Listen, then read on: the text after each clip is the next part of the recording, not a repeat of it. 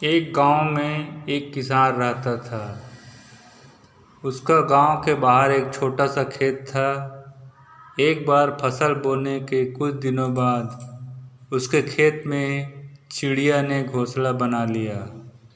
कुछ समय बीता तो चिड़िया ने वहाँ 2 अंडे भी दे दिए। उन अंडों में से 2 छोटे छोटे बच्चे निकल आए। वे बड़े मज़े से उस खेत में अपना जीवन गुजारने लगे। कुछ महीनों बाद फसल कटाई का समय आ गया। गांव के सभी किसान अपने खेतों की फसल की कटाई में लग गए।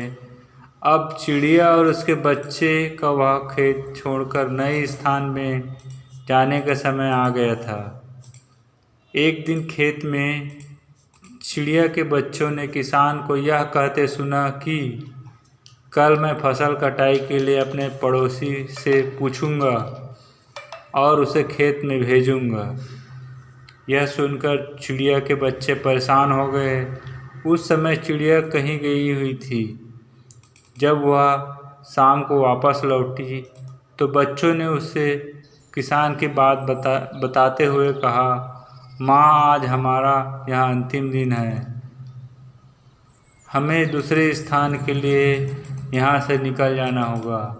पर चिड़िया ने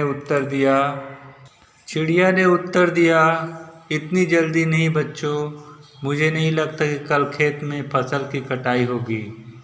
चिड़िया की कही बात सही साबित हुई। दूसरे दिन किसान का पड़ोसी खेत में नहीं आया और फसल की कटाई ना हो सकी। शाम को किसान खेत में आया और खेत को जैसे का तैसा देख बुदबुदाने लगा कि ये पड़ोसी तो नहीं आया। ऐसा करता हूँ, कल अपने किसी रिश्तेदार को भेज देता हूँ। चिड़िया के बच्चों ने फिर से किसान की बात सुन ली और परेशान हो गए। जब चिड़िया को उन्होंने ये बात बताई तो वह बोली, तुम लोग चिंता मत करो, आज रात हमें जाने की ज़रूरत नहीं है। मुझे नहीं लगता कि किसान के रिश्तेदार आएगा। ठीक ऐसा ही हुआ और किसान का रिश्तेदार अगले दिन खेत नहीं पहुंचा। चिड़िया के बच्चे हैरान थे कि उनकी माँ की हर बात सही हो रही है। अगली शाम किसान जब खेत आया तो खेत की वही स्थिति देख बुदबुदाने लगे कि लोग तो कहने के बाद भी कटाई के लिए आते नहीं हैं। कल मैं खुद आकर फसल की कटाई शुरू करूँगा।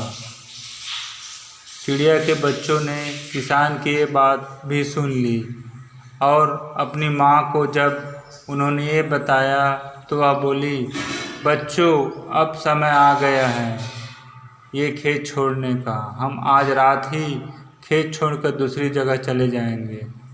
दोनों बच्चे हैरान थे कि इस बार ऐसा क्या है जो माँ खेत छोड़ने को तैयार है। उन्होंने पूछा तो चिड़िया बोली, बच्चों, पिछली 2 बार किसान कटाई के लिए दूसरों पर निर्भर था। दूसरों को कहकर उसने अपना काम से पल्ला झाड़ लिया था, लेकिन इस बार ऐसा नहीं है। इस बार उसने यह जिम्मेदारी अपने कंधों पर ली है, इसलिए वह अवश्य आएगा।